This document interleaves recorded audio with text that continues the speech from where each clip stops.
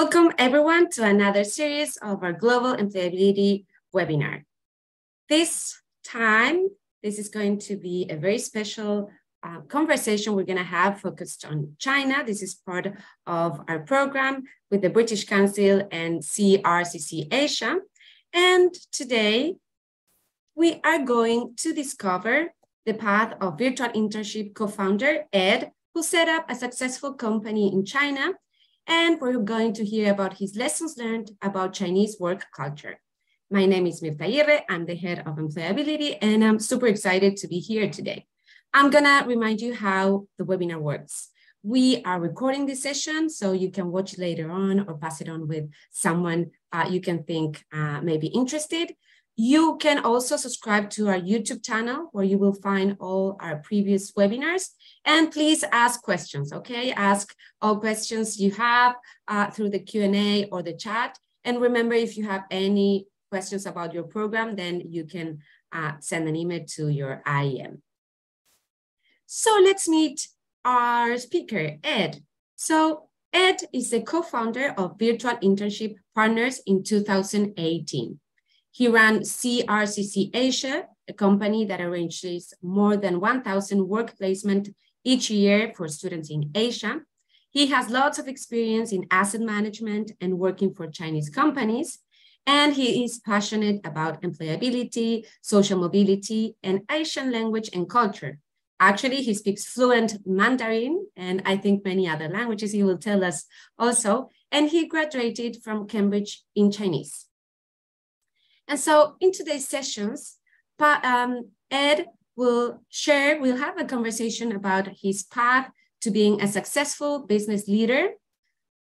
He will also share a little bit about his experience working in China and the challenges he encountered, and also about his lessons learned on how to navigate cultural differences and some tips on how you can apply these in order to make your internship the most successful experience. So welcome, Ed. Thank you for being here today with us.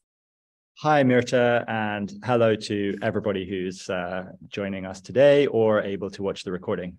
It's a huge pleasure to be here, so thank you so much for having me.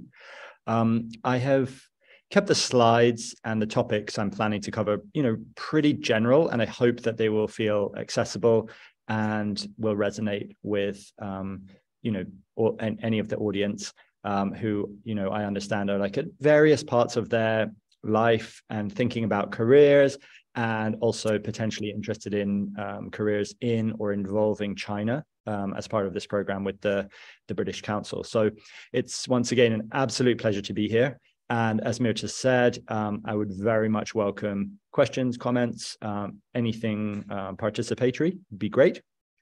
I suppose a couple of disclaimers. This is very much, my own personal story and opinions. Some of it has become public, but most of it is just private. And I guess also, as you all know, or will be feeling, the world moves very, very fast. So my experience of starting off a career that was related to China many, many years ago would be completely different nowadays. So I hope that you will take this as just, one of many different inputs and voices that you hear as you develop your career and as you think about, what choices you want to make moving forward. Those are my two disclaimers. And at the end, I'll put my LinkedIn on the screen. You're really, really genuinely welcome to contact me and ask any questions or develop any thoughts. I would really love to help. I am so passionate about helping young people in general, think about different career opportunities, and particularly ones that involve a global element. So without further ado, let's take a look at this slide in front where I've just given you a few of the logos of places where I have worked before. So my point here is that it's a journey, okay? Some of you may have this view of like what your perfect job looks like, okay? And the concern with that is that it's something static. You're picturing like this is perfection when I reach it. But what I want to try and encourage you all to do is to enjoy the process of getting there, not rush it too much, and to genuinely understand that there is a pathway, there is a process, there is a journey. Okay, so don't be afraid of putting some of those smaller experiences first and taking them step by step. So for me, you can see in the top left for you guys, Nicholson's. Okay, Nicholson's was a nursery, like a garden center in the village I lived in rural Oxfordshire. Okay. I put it up there because it's not something I want to hide, right? I literally did a holiday job over the summer where we were replanting trees for hedgerows, and they came this big, and then we put them in these plastic pots, and then, 3 months later, they were this big, and the nursery was going to sell them for more money. I got really dirty fingernails. Like, it was a proper hands-on job. But for any of you who have the odd holiday job on your CV, or even worse, if you kept it off your CV because you were a bit worried, like, please don't. Okay. There is nothing I like more than seeing something like McDonald's on a CV, or, entry-level assistant, customer service, this kind of thing. What is important, though, is that you can articulate it. What did that period teach you or bring you? It brought you a knowledge of what excellent customer service was, working under pressure. For me, it gave me a good feeling for what a career in the outdoors would be like, what a repetitive career, somewhat based on manual labor. So I learned a few things. I didn't hate it, but I knew that I wanted something a bit more. Okay. So my second internship, which was like while I was still university age, was night frank. So I used my personal connections to speak to one of my cousins who was in the property industry in Knight Frank. And she put me in touch with the Singapore office of Knight Frank. And I was spending my summer there anyway. So I went for 3 weeks, learned all about the property industry, specifically commercial property industry in Singapore. And in 3 weeks, you can't really learn an awful lot. But what I did get to do was practice my intermediate Chinese with some of the Singaporean Chinese shopkeepers who were renewing their rents. Okay. And, to be honest, that story of doing that, I only did it a few times. The manager there who was taking me to meetings, she was quite careful. She was like, hey, this is like this 18-year-old in the background. Don't let him do too much. What if he messes up this deal? But when she did let me speak, the deal didn't go wrong. The shopkeeper renewed their lease, and it became a bullet point on my CV at that stage. Then you can start to leverage that for the next stage. Okay. I have been in a property company in Singapore, and I've leveraged my language skills to renegotiate rental leases. Okay. It's kind of obvious, but for those of you who just need that bit of reminding about unpacking your experiences, like in your current internship with VI or in your previous entry-level holiday jobs, there is always good stuff. You just need to think about how to pull it out and how to unpack it, and then how to make it relevant to the thing you're applying for, okay, or the pathway that you want. So by that stage, you can tell I was already learning Chinese. I was already pretty passionate about China. And I then started kind of racking up some experiences, trying to think outside the box, trying to grab at what was available to me. I graduated from Cambridge in Chinese, and I'll be very honest with you all. I had no idea what I wanted to do career-wise. Okay. Everybody kept telling me, oh, the world's your oyster. Great. I was really thinking, okay, well, I'm like 21, 22 now. I think I'm not going to be a professional footballer. I think if that was the way I was going, it would have happened by now. So I started to at least realize a few routes were closed off to me. But what I was passionate about was using my language and figuring out how I could make a career out of that. So I actually did a master's program in London in the School of Oriental and African Studies, which is part of the University of London. And I made the choice to do that part-time alongside a job. And, I'm so glad I did it. That is where China Eastern comes in. So for those of you who are not familiar, China Eastern is an airline, one of the Chinese kind of big three airlines. Air China, China Southern, and China Eastern at the time were the big three. And, you know, I genuinely learned so much from that job. I mean, I will be honest with you, it paid peanuts. And the, let's just say my business card said that I was the assistant marketing manager, but the reality of the role was that I was number 3 on the phone line. And I got pretty good at telling people that their tickets were not changeable, that they couldn't take excess luggage, and that, you know, XYZ flight was cancelled, et cetera, et cetera. And China Eastern is not that bad, but I learned a lot of that vocabulary. So it was really, really useful for me in that context.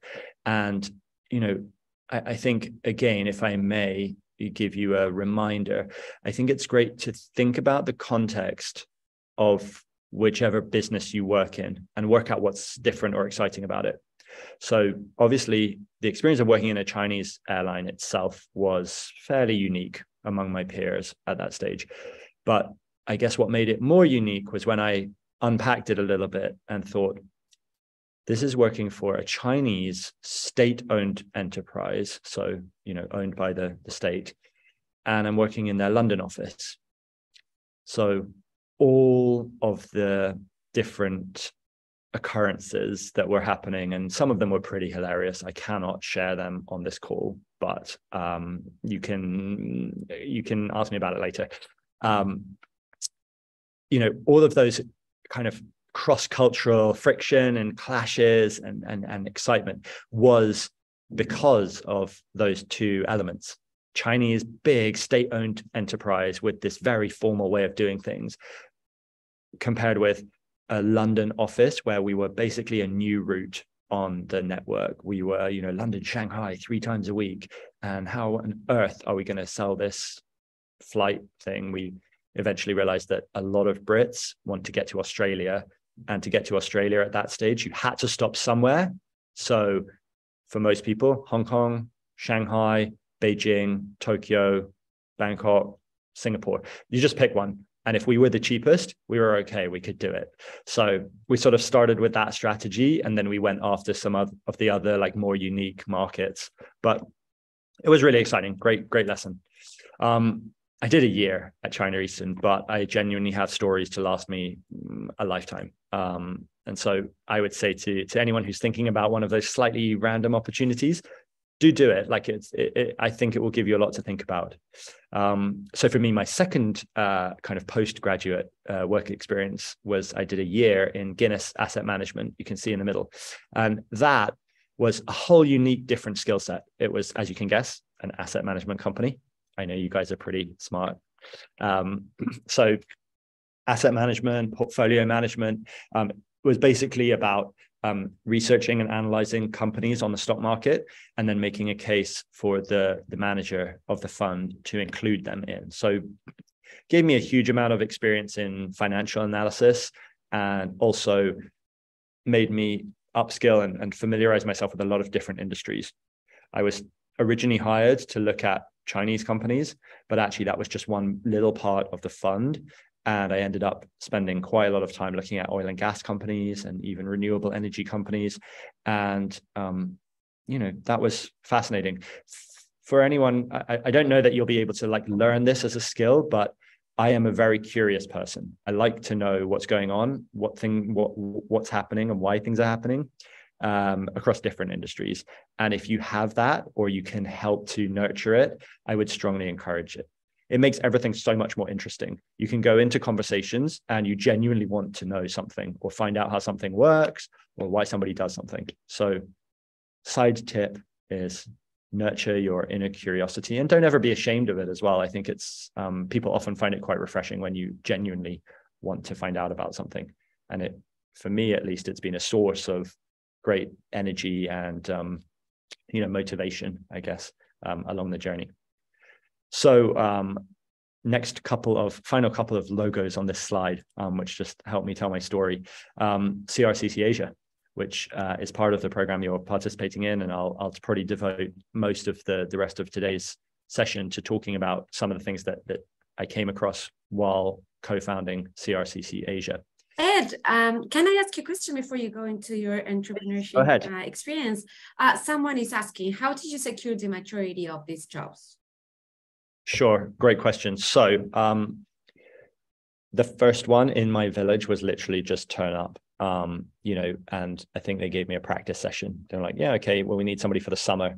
And then they offered it to me for next vacation times. So you will often find that, what starts as a very temporary opportunity will get extended. As soon as someone knows you and knows you can contribute, they'll be like, okay, yeah, you come back. We know you can do it. Please come back next holiday. Knight Frank was secured through personal connections. And then China Eastern was an application, but I was made aware of the opportunity by someone in my network. Okay, so already just the first three, we've had three totally different scenarios. I think what you have to do is just keep your eyes open, keep your ears open. Sometimes there'll be a member of your immediate circle who might have an opportunity. That's great, fine. Okay, we don't like nepotism. We don't want it to go to the wrong candidate. But if you are the right candidate and you happen to hear about it before it goes online, go for it. Just get in there. If it is something that is publicly, open for applications, but you hear about it through someone in your network, it's still really something great you can leverage. Okay, so ask that person, hey, that's so cool, thank you, why did you think of me? What's good about the job? How closely do you know about this opportunity? And then work out what's appropriate. Do you think you could put in a good word for me, or would you maybe just set me up with a coffee before I apply? Those kind of things. Just be open-minded about where the opportunities are coming from. Okay. Asset management again was a direct external application. I saw it on a jobs board. I applied. I will be very honest at this point that I think it was in the olden days when they saw my Cambridge education, and that reassured them because it was run by an Oxford guy, and a couple of the other people were Oxbridge backgrounds. So not great in terms of diversity, very white and male heavy, have to say. But we are talking about 15 years ago, and I've looked at their page now, and they've done at least a bit in the right direction in terms of diversity. So that's hopefully reassuring.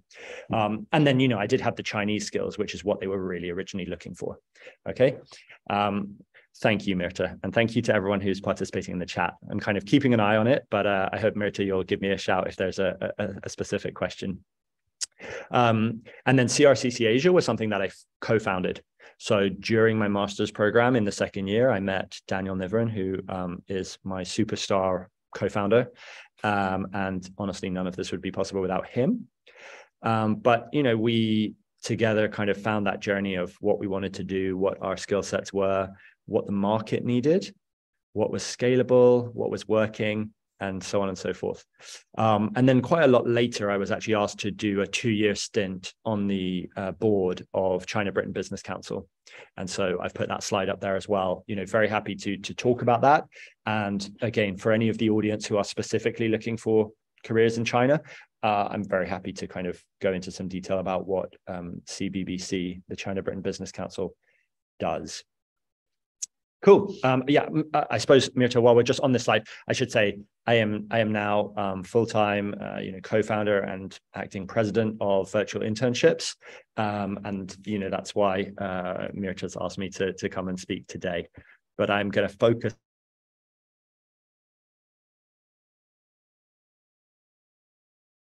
mostly on the sort of experience the rest of today's chat. So let's move on to the next slide. Okay.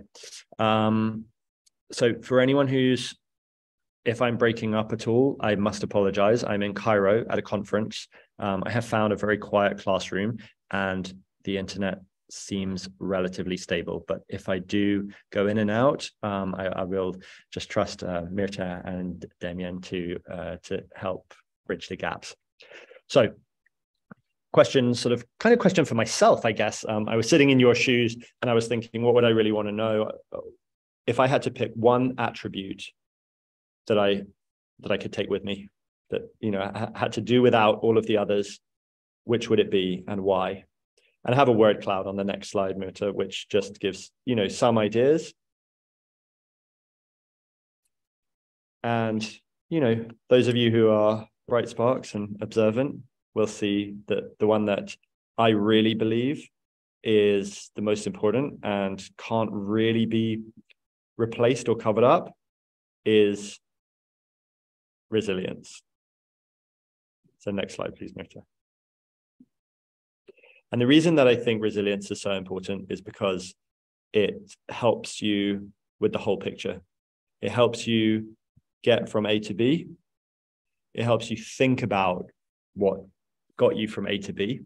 It helps you think about doing it again, right? It's like, I don't really like the term scar tissue, but it's that way of describing, not giving up. Okay. And there have been many times, to be honest, many times for almost everybody around the world where they could just do nothing, right? Just say, oh, that didn't work out. I'm going to fall back to whatever the next thing is below on the, the rung below, or just lower my aspirations. And I think, as I said, if I had to focus on one thing that I would encourage everybody to try and nurture and take away with themselves, I think resilience is it. For those of you who are starting out on your careers, there are going to be no's. There are going to be plenty of rejections. Okay. But just take them, learn from them what you can. Should you have done it a bit differently? What could you do better next time? And how many, perhaps also, a bit of goal setting, like how many have you got the strength to do if it's a really crazy application process for something that, is kind of really above pushing your boundaries? Are you going to do 30 and then look at a different career path? Are you going to do 40 applications and look at a different career path? Or go back to studying, something like that? Try and be honest with yourself so that it doesn't feel quite so overwhelming. But yeah, resilience, I think, is super important.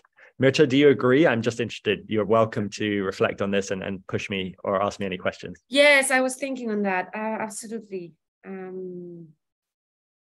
You started saying, right, when you finished university, you didn't know what you wanted to do. And that's part of the journey of career development, and not knowing what we want to do takes a lot of patience and resilience, because we will need to adapt. We will need to figure things out. Sometimes it will work, sometimes it won't. And that's part of our career. And I think that being resilient and being able to embrace all the challenges and all the learnings, that's how it is, because I think this goes hand in hand with a growing mindset, right? Being able to learn, saying, okay, I failed. Now, what did I learn from this? What I can do better next time? So there's no growing without resilience. Like, you cannot go to the next step if you're not really yeah, but I think you process, actually, right? Yeah, you actually added a couple of great additions to my piece there. You used the word adaptability, and I would say that adaptability, flexibility is a really essential part of resilience. When I say resilience, I do not mean like banging your head against the wall another 100 times. Okay, that's just stupid, if I may. So resilience is not about being too brittle or too firm. It's about working out, what's my next angle, what's my next way of approaching either the same problem or a slightly different problem, which may raise my ability to succeed. So Mirta, thank you. That was really valuable. So hope no one was thinking resilience, I'm going to go and bang my head against a brick wall. But yeah, that's something. Cool. Let's move on to the next slide, please. So while I was, thinking about the topic in general and the potential audience and what you guys might want to hear about, I was thinking, what were the crucible moments for me? And, for anyone who hasn't heard this phrase, it's quite big in, I guess, the VC and finance world. People are thinking like, what's the crucible moment when it's like a magical concoction or something was created under pressure, which came out. And so, you know, some of you may think starting a business that these might be the ones that are exciting. And to be honest, when I first thought about this topic, I was thinking, yeah, I'll tell stories about our first client, our first paycheck, or the first time we got an office, or the first time we got an overseas office, you know, and I will share those stories very briefly now, because, you know, they did feel good at the time. We got our first client, you know, and myself and Daniel, we were working we actually alternated 1 month on, 1 month in my place, 1 month in his place, because we wanted to share the electricity bills fairly. It was like super cold in winter, and we were like, our housemates, you know, we were in shared student accommodation. We were like, oh, our housemates are going to be a bit annoyed with us working from home, and they're all in offices or studying. We got our first client. We gave ourselves our first paycheck. You know, it took quite a while. And then after working from home for like, I don't know, probably a year, we got our first office. Very exciting. And we got our first overseas office. We got our office in Beijing. You know, it did feel exciting. But if you'll move to the next slide, please, Mita. You know, when I actually reflect on it, it wasn't these specific moments. It's much, much more important over the whole journey to think back to the people who I've met, who I've worked with, you know, team members and external partners, clients. I think, you know, that's like my number one is the people. And almost every kind of magical outcome can be linked back to a person, you know, and I said my superstar co-founder for sure. And some of the other people along the way who we've been lucky enough to either employ and be part of the team, or people who we've met as potential clients.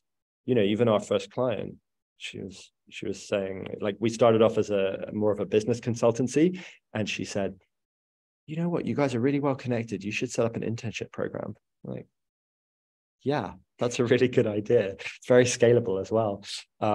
So, you know, that's where like the first start of the idea of this kind of program came out of. And then experiences as well. I fully believe that what makes us who we are and what takes us forward is our experiences. And, you know, so for that reason, I would just encourage anyone to take any experience that's offered to you. I mean, within reason, obviously, do your risk management, do check whether it's something that might have a positive outcome. Don't be foolhardy. But, you know, also don't sit waiting for let's say there's a bus stop analogy. You know, you're at a bus stop and there's one perfect bus that will get you to your destination, but actually it only comes, you know, once a week at nighttime, and you don't know which day it comes, you don't know whatever. But if you take any of the other buses, they're going to get you towards your destination. They might make the next stage of the journey a bit easier, and they're going to make you feel like you're going somewhere. And you never know, if you get on that first bus, it's going to actually just make that journey start to make sense. Okay, so I don't know if that analogy works, but in my mind it works. So experiences and then connections. Now, I am going to devote a few minutes to some Chinese concepts of guanxi, but I think in general, you know, connections are really important. You guys will be participating in a program at the moment. There will be members of your cohort. You may not know them. I would just encourage you to connect with them, connect with any alumni from our program. You'll also have your own networks.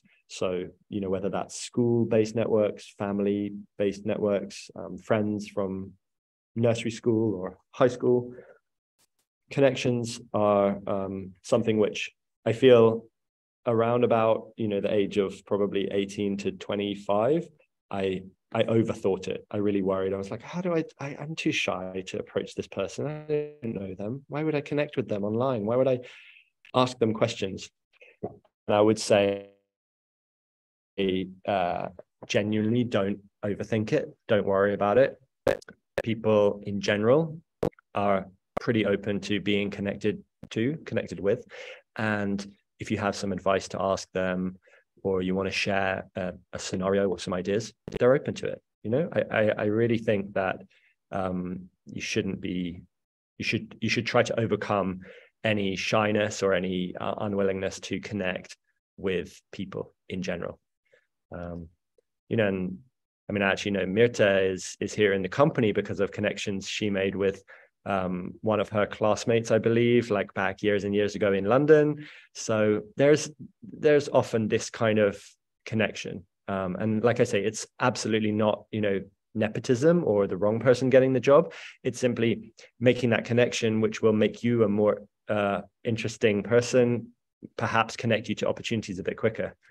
Mirta, did you want to add I was thinking about it because, and it's not just like when we think about connections or networking, we may think, oh, it's like business related, right? Or academic related, like I need to connect with key people in an industry or like, in my experience, and I think that's usually the way it is, it's much simpler. It's like making connections with people, whether it is through your interests, your passions, things that you do, or even if it's like a random party and then you're speaking with someone, you never know where your next opportunity may come from. It may be the friend of a friend, it may be someone you just met. And in my personal experience, I've always been super, super open and super curious. And so when people spoke, sometimes I'm also like you into languages and scholarships. And whenever I met people, perhaps I didn't know them, but they spoke about it. Oh yeah, I did this program thanks to this scholarship, or they this and that. And I was like, oh, okay, interesting. And then I would go and find out. And then later on, maybe I was like, oh, you know, remember we met at this party, you mentioned this scholarship. Do you mind taking a minute to explain more about it? How was your experience?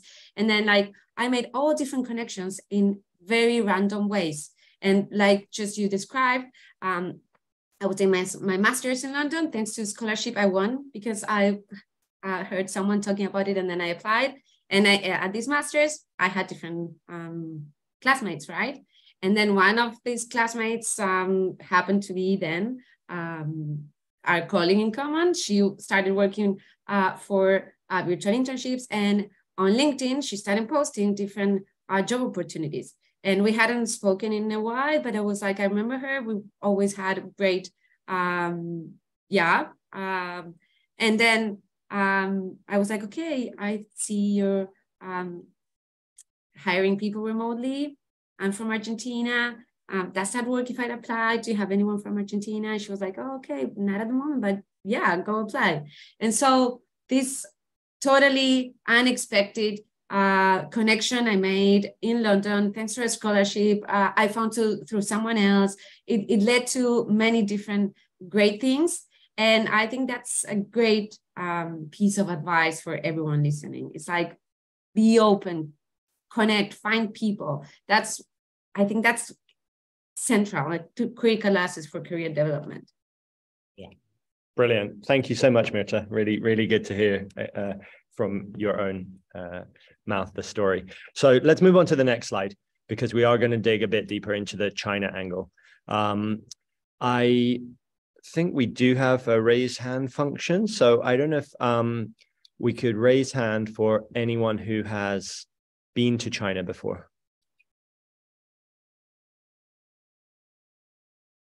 Okay. And anyone who would consider working in let's not even say mainland China, but greater China based company or, organization. That could include Singapore, could include Hong Kong, anywhere else. Okay, well, maybe people aren't finding the raise hand, or maybe they're not interested. Anyway, I have been tasked with talking to you guys about China. So I'm going to give you a few minutes on a couple of Chinese examples, which may be relatable for other regions or other cultures as well. But obviously with my background in Chinese studies and then with setting up businesses in China, I thought it's important to cover them. So China has this concept called guanxi, which is slightly loosely translated as network, your personal connections. And I would say, it's actually not that different to the concept of, it's not what you know, it's who you know.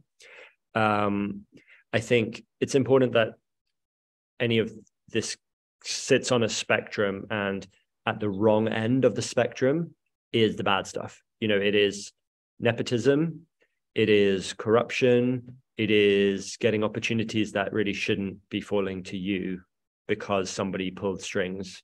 So I want to make that really clear, that there is a wrong end of this spectrum. It will be different for different people, and indeed, in China, particularly in the olden days, it was really like, you needed guanxi to do anything, and you basically needed guanxi in order to pull yourself up above a struggling tide of masses. But thankfully, it's not really like that now. So the way that guanxi has developed, is a little bit more, I would say, positive. As long as it doesn't get anywhere near to that corruption side of things, then effectively guanxi is about building your network and about working out how to use that network. And for people just beginning their career, certainly when I was in this position, I found it quite an unknown. I wasn't sure. I knew quite a lot about the concept of guanxi and how important it was to know people, but I didn't really know where to start. So again, this is just my personal recommendations. Firstly, meet anyone you can. Okay, so take any meetings, any networking opportunities, etc. Okay, particularly in a China context, but maybe in other contexts, don't be afraid if you're asked something really random. Like the one that I always used to get and got quite a lot was like, can you tell me what the best British schools are? Chinese people were very keen on educating their sons and daughters in British boarding schools, and they would always ask like, what's the best one, or how can I do this, how can I sort out the visa, etc. And finding the right way to give some information that's useful without getting sucked in too much to like a huge request was quite difficult sometimes. I would have to really work out quite carefully, like, okay, this person is asking me to do this. Are they just getting something for free from me? Or is this genuinely something where they value my opinion and I can do something useful? So trying to be relatively clear and analytical about like what this guanxi request is useful. And also thinking on the flip side, one of the ways to start a bit of a relationship is to actually ask the other person. Okay, so it could be something small and something relatively easy, but like a coffee chat. Okay, you have someone who's in your pool of connections, and you see that they're an alumni from your university and they have a job in a company that you really want to go and work in. Okay, so the request is, could I grab 20 minutes of your time and chat about this opportunity? Okay, so you've started to build a bit of guanxi. Now you are in that scenario, you're the one that then owes them. Okay, unless they have a problem that they immediately need solving, you do need to remember to repay them that favor. Okay, you need to be there for them. And it could be anything. It could be like, well, they're going to get you into the company because they have a genuine need of your skills and it's going to make them look good. It could be that, they would like an endorsement on LinkedIn. Okay, it could be something small. And it could be something relatively immediate. It could be something way long-term. There are people who I know that I owe favors to, and they could come back in 10 years' time and they could be like, Ed, I really, really need your advice or your help. Or do you know someone who can do this? Or do you know someone who can do that? Or can you write a reference for me or something like that? And those things will stay open, right? If somebody has helped you out, you can't always decide when they're going to come back. So just something to be aware of. So don't be afraid of guanxi, but also don't get too much into debt, right? Of favors. You don't want to be the person who's like constantly scrabbling to do that. So I hope that's like just interesting to put in context. And for those of you who do think about a career in China, do read about it, do look at it, and do try and think of some examples. When you see kind of relationships happening and you see what is going on, try and work out like, oh, okay, that was this person's guanxi, this person's connections. Okay, Mirta, next slide, please. Because I do want to leave a bit of time for Q&A at the end for sure. So I think the other really big thing about doing business in China was finding this balance between, the laws and the regulations, what the reality is, and then thinking about the people within your network, or who knows about this, who can help, and then the resources, which again is a bit back to that guanxi, like who do I know within my network who might be able to help with this. Again, I would say my disclaimer definitely stands for this slide, which is China is moving on, business is becoming easier, coronavirus restrictions aside. And so, hopefully if you were a business that needs to set up an office in China, you'll find it's a lot easier now than 20 years ago. Believe me, we had to do a lot of research into the laws and regulations. We had to work out which people we really relied on and we could trust to give us like the proper picture. And it wasn't the picture of just what does the law say. It's like, okay, that's what the regulations say. And then this is the reality. So these are the hoops that you definitely have to jump through. And then we'll work towards the next bits at the next stage, that kind of thing. And making sure that you do have enough resources. That's not always going to be cash. It means people and research and, people you trust, organizations that you trust, etc. So if you do have to do something in China, just make sure that you've thought through some of these things. Okay. I think that's probably enough detail, given that we don't seem to have anyone who is immediately planning to work in a Chinese business. But I think really it's been a huge adventure, and I would like to basically circle back, I think, in the context of this slide, which is all about all the stuff you need to have in place for China. I stuck in my final slide, which is back to the resilience piece. Okay, so we have a question. Oh, Maybe, yeah. So someone is asking, how did you go about employing people you could trust to run the Beijing office, given that you could spend most of your time not in the country?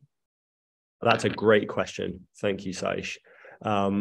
So I think it's a combination really of doing your research. So knowing enough about this person. So go through a process, proper recruitment process, looking at their CV, taking references, and then also a good pinch of gut feeling. I believe I have quite good instinct. Once I spent a few hours with someone, and try to make it like a few times. Don't make a decision based on one meeting. You'd want to meet them a few times over a different period and work out what makes them tick, whether you're aligned with them, and also be sensible about like what's the worst case scenario and how you could cover it off. So we had an amazing collection of people who helped us in the early days in China. We had one guy who was out there studying an MBA and was part-time sort of helping us to just look over things and make sure nothing was going crazy. We had one British guy who was like a hard worker, very passionate about China, and clearly wanted us to succeed, so was willing to do all of that. And then we had a really great Chinese lady who had a background in studying in the UK. And so because of their 3 stories and that bit of gut instinct, we could feel that no one was out to get us. There wasn't too much misalignment, as it were, with, if they were on their own in the office and we could, encourage them what to do. I think also nowadays there's so much better tools for collaboration and for tracking. So I would encourage, if there's like a scenario where you're employing someone overseas, more communication, the better, and more sort of transparency over tracking. If you're expecting them to go to events, or if you're expecting them to call up leads, or you're expecting them to get deals done, being as clear and as transparent as possible, I think is useful. Thank you. No worries. But yeah, really great question. And anyone else? But otherwise I'm going to circle back just on the final slide. It's back to that resilience piece. The laws and the regulations are not easy. Working out what the reality is not easy. Meeting the right people and gathering the right resources, they're not kind of things that just come off the shelf. So you will need some resilience to do that. Excellent. I'm sorry, I didn't want to interrupt. I do have another question. Sure, go ahead. So what was the most surprising or challenging aspect about Chinese work culture?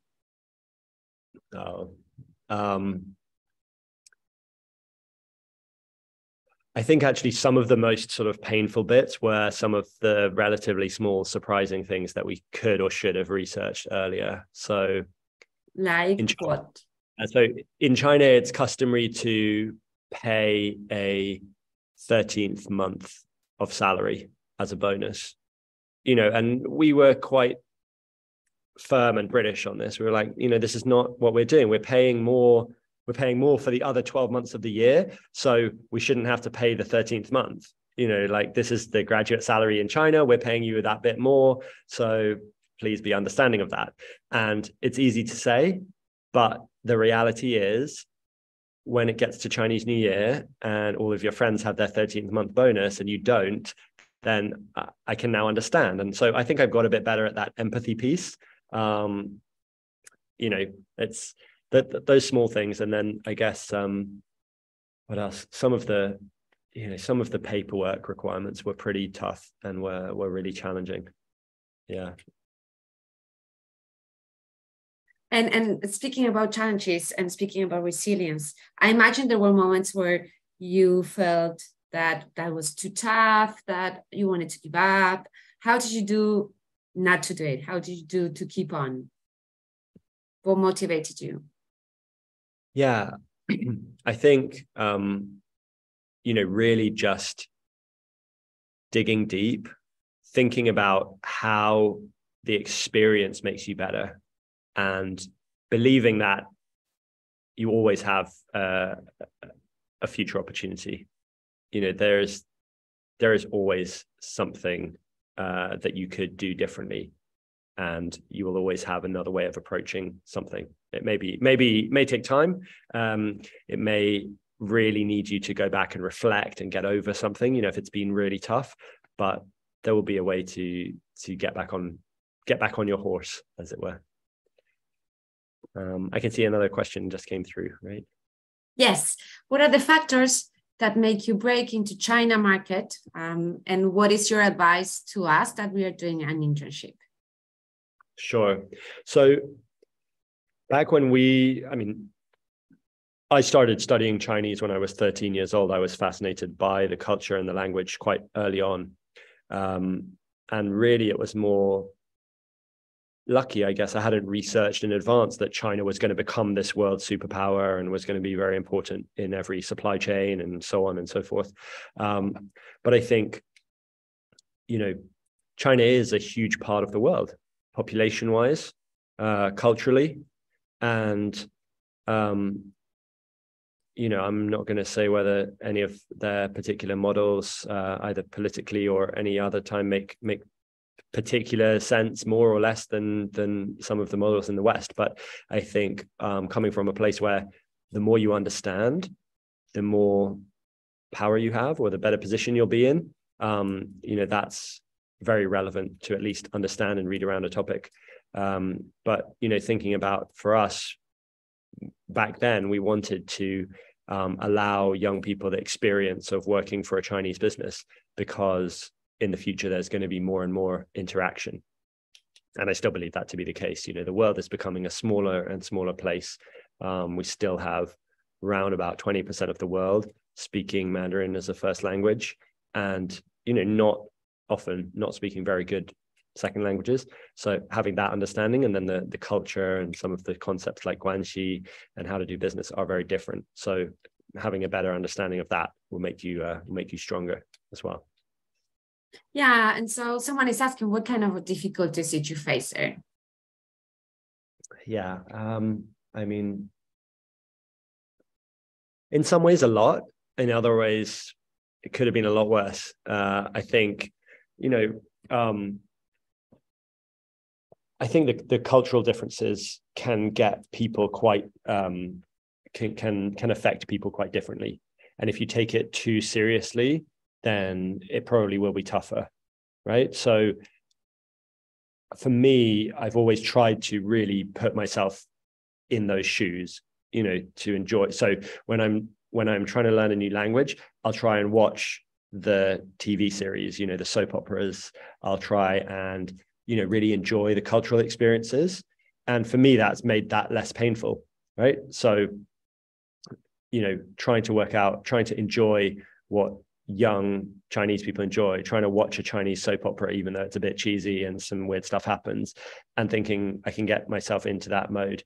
And likewise, when you face a difficulty like all this crazy paperwork or this ridiculous like bureaucracy to set up a company or to employ someone, just trying to think, okay, this is the status quo. Like these people are in the system and that's the way they think that functions.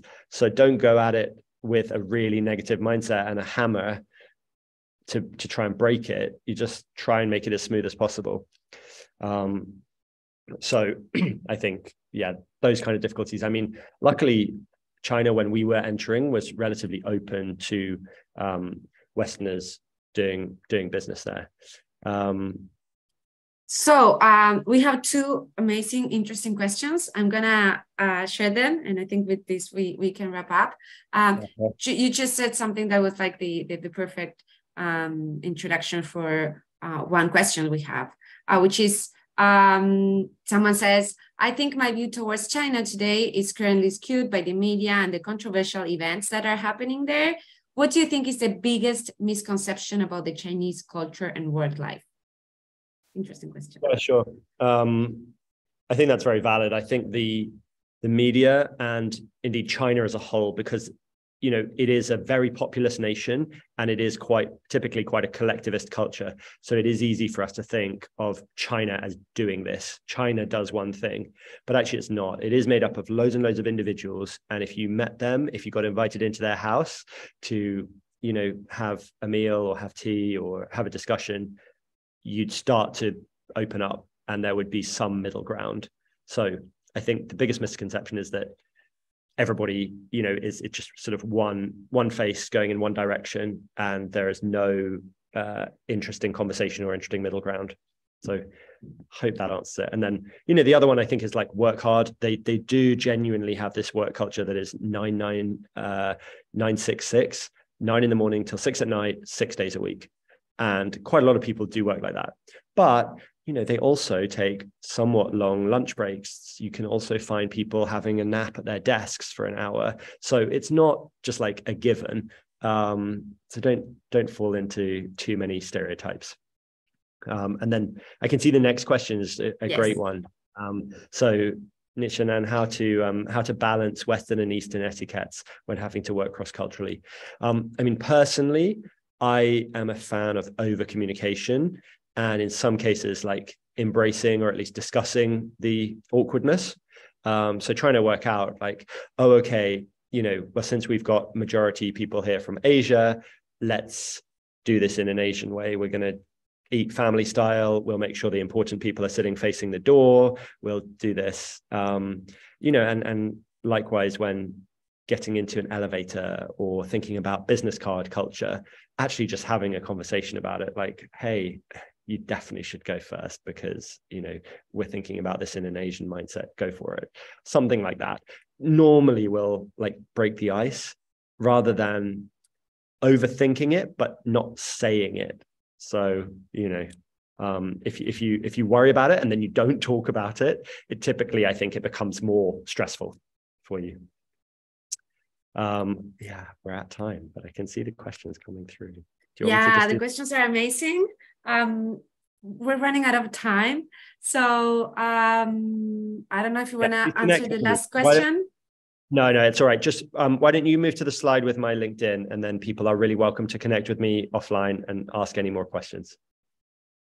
Yes. So you can find Ed. It's really straightforward. Edward H. Pearce. Add him on LinkedIn, and then you can keep on asking all these super interesting questions.